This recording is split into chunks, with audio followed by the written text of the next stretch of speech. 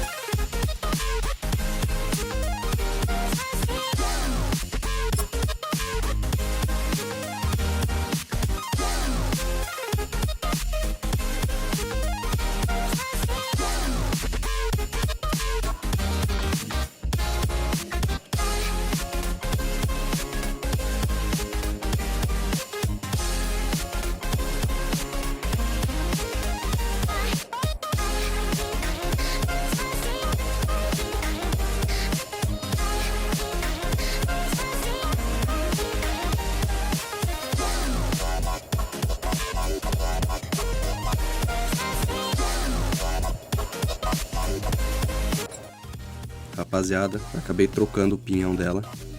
Tava com o pinhão 16 da 150 e botei o 15 dentes da Start, porque eu rodo em motoboy e eu rodei de noite com ela, um dia anterior, né? Rodei de noite, tinha que subir uns morros e fica complicado pra 160 subir os morros aí, né? Ela toda originalzinha, com baú, com peso, é complicado. Então optei por botar o pinhão 15 original, que fica show de bola. Pra quem não usa baú, né, só pro dia a dia, normal, pode rodar tranquilo.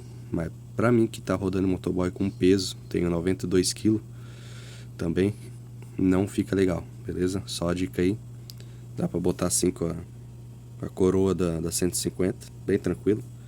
Mas na frente, indico aí botar o 15, beleza?